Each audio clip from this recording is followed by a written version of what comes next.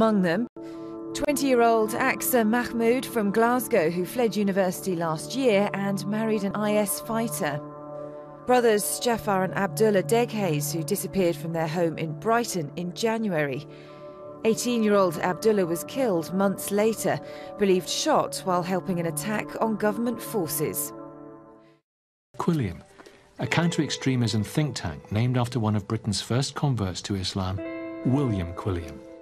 Majid Nawaz set it up in 2007. Originally, Quilliam was funded under Labour's Prevent strategy, a policy deeply resented by many Muslims. Majid had been an Islamist for 13 years and recruited for Hizb ut-Tahrir, campaigners for an Islamic caliphate. Imprisoned for political activity in Egypt for 5 years. After his release, he rejected Islamism and became a very vocal counter-extremist. The EDL and far-right extremist groups believe that there is no such thing as a moderate Muslim. They believe that all Muslims who pretend to be moderate say one thing in public and another in private. There's a huge problem. We have up to 500 British-born and raised Muslims who have gone to join ISIS. We have up to 3,000 from across the European Union. There are hundreds that have gone from Australia, where of course there are many Sunni Lebanese Muslims as a diaspora community there. And there are many who have come from North America, Canada and the United States as well. There is a serious issue with foreign fighters who, because of the ISIS usage of social media, of Twitter, of Facebook, they are extremely prolific. ISIS, or the Islamic State as they like to call themselves, have now become self-sufficient. They're earning $2 to $3 million a day. They have over $2 billion worth of assets. So this group now and other groups feel that it's more attractive to join.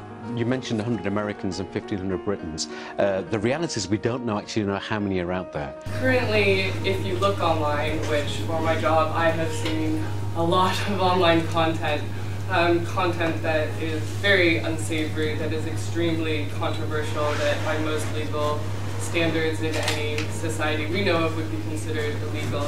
Religion and dogma generally presents a level of challenges. It presents certain issues, but what I'm talking about, terrorism, is essentially a modern phenomenon. Baathism, which led to the Saddam Husseins and the Gaddafis, and then on top of that, they built it onto the religion and it became Islamism. And so it's this peculiar combination of modern fascism superimposed onto religious doctrine.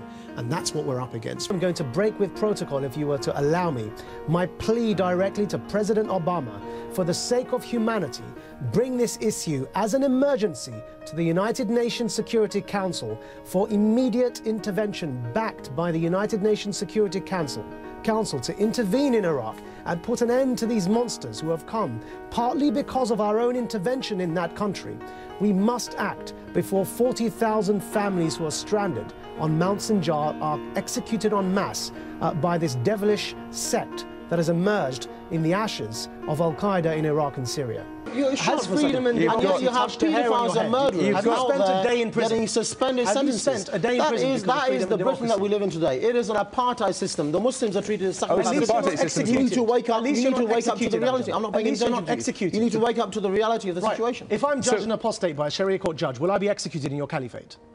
Answer that question. You know very well that you have left the deen of al-Islam because you side with enemies of Islam against the Muslims.